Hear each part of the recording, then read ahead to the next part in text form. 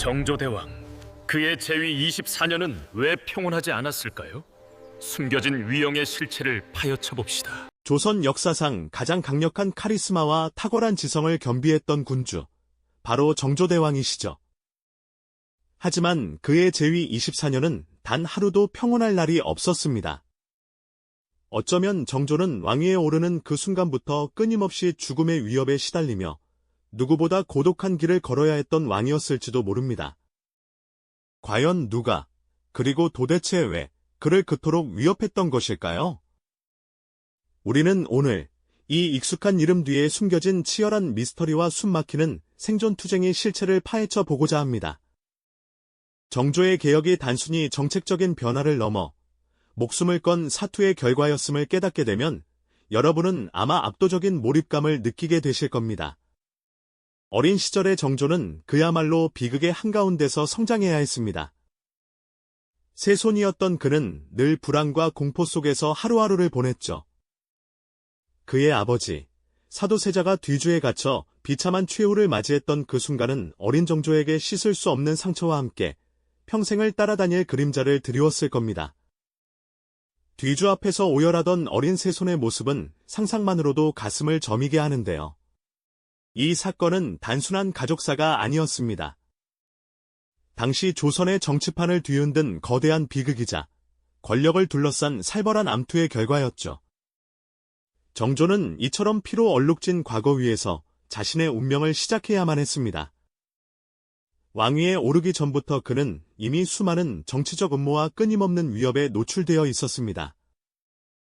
언제든 사라질 수 있는 위태로운 존재였던 겁니다. 그리고 마침내 숙명처럼 찾아온 즉위식. 정조는 그 자리에서 모두를 얼어붙게 할 만한 선언을 합니다. 과인은 사도세자의 아들이다.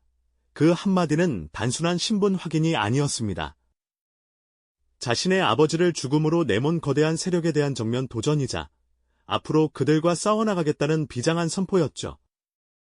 굳은 얼굴로 그 모습을 지켜보던 노신들의 표정에서 정조가 즉위와 동시에 얼마나 거대한 적대 세력의 존재감에 직면했는지 짐작할 수 있습니다. 궁궐의 어두운 복도를 걷는 정조의 뒷모습은 마치 홀로 거대한 운명과 맞서야 하는 숙명적인 전사의 그것과 같았을 겁니다. 그의 왕위는 결코 안락한 자리가 아니었죠. 오히려 피비린내 나는 전쟁의 서막이었던 것입니다. 정조는 왕이 되자마자 조선을 새로운 세상으로 이끌기 위한 개혁의 칼날을 꺼내 들었습니다. 그는 비정상적으로 약화된 왕권을 강화하고 붕당 정치의 폐해를 바로잡아 백성을 위한 정치를 펼치고자 했습니다. 그 첫걸음으로 탕평책을 강력하게 추진하며 당색에 관계없이 인재를 등용하여 편협한 당파 싸움을 잠재우려 했죠. 또한 왕실 직속의 학술 연구기관인 규장각을 설치하여 젊고 유능한 학자들을 육성하고 왕권을 뒷받침할 새로운 사상과 정책을 연구하게 했습니다. 이는 기존의 노론 세력이 장악했던 학문과 사상의 흐름에 정면으로 도전하는 행위였습니다. 뿐만 아니라 정조는 국왕친위 부대인 장용영을 창설하여 군사권을 강화했습니다. 이 부대는 왕의 명령에만 복종하며 기존의 훈련도감이나 금위원과는 달리 국왕의 절대적인 권한을 상징하는 존재였죠. 그리고 그의 개혁 의지를 가장 웅장하게 보여주는 상징물이 바로 수원화성이었습니다. 백성을 위한 새로운 도시를 건설하고 상업을 진흥하며 군사적 요충지로 삼고자 했던 그의 원대한 포부가 담긴 건축물이었죠. 이처럼 정조가 추진했던 개혁 정책들은 하나같이 기존의 기득권 세력에게는 위협이자 도전으로 다가왔습니다. 뿌리 깊은 권력을 흔들고 자신들의 이권을 침해하는 것으로 보였을 테니까요. 당연히 개혁에 대한 노골적인 반대와 견제는 끊이지 않았습니다. 그러나 그 반대만 있었던 것은 아니었죠. 정체를 알 수 없는 배후의 음모와 암살 시도들이 시작된 것도 바로 이때부터였습니다. 정조의 행차 중에 갑자기 날아든 화살은 단순한 우연이 아니었을 겁니다.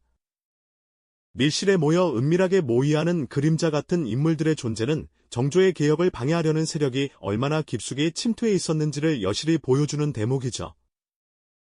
개혁을 향한 정조의 강한 결단력은 오히려 그를 둘러싼 긴장감을 증폭시켰고 보이지 않는 위협은 더욱더 짙은 그림자를 드리우기 시작했습니다. 과연 그 그림자 속의 적들은 누구였을까요? 그들은 어떤 목적을 가지고 정조의 숨통을 조여왔던 것일까요? 이처럼 정조를 둘러싼 보이지 않는 위협들은 단순한 정책 반대를 넘어 왕의 숨통을 직접적으로 조여오는 죽음의 그림자로 서서히 그 실체를 드러내기 시작했습니다.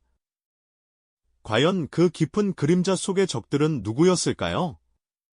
그들은 어떤 은밀한 목적을 품고 조선의 미래를 바꾸려는 정조의 행보를 이토록 끈질기게 방해했던 것일까요?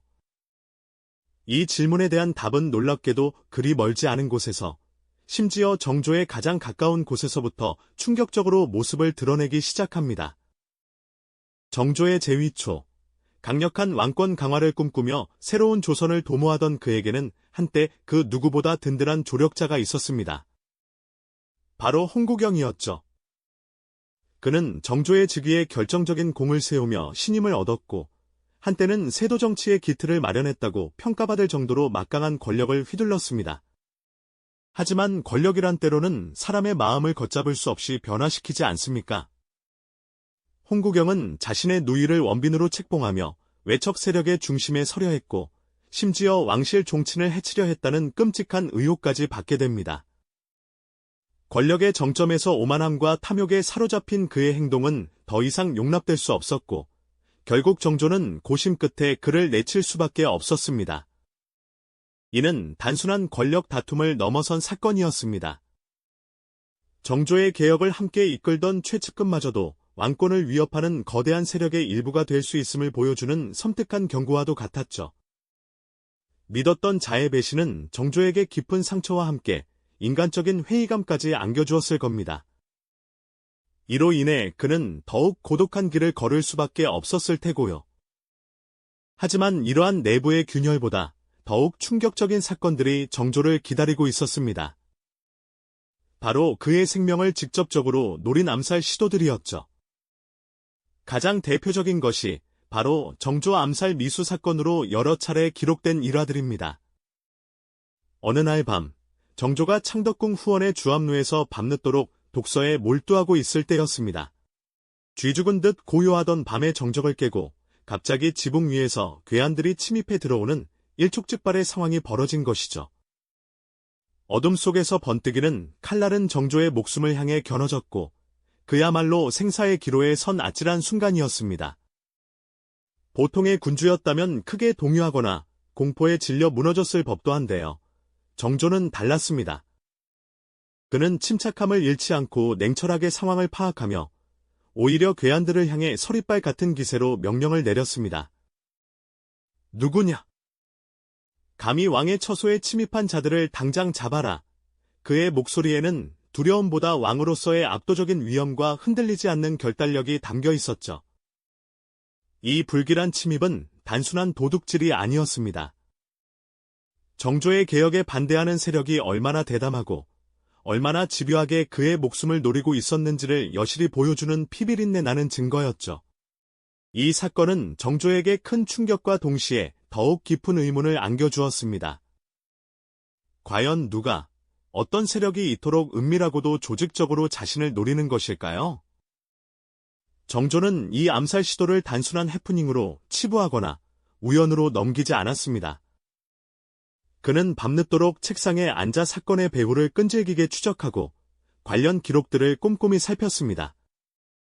은밀하게 오고 간 서신들을 분석하고 여러 정보를 조합하며 흩어진 퍼즐 조각들을 맞춰갔을 겁니다.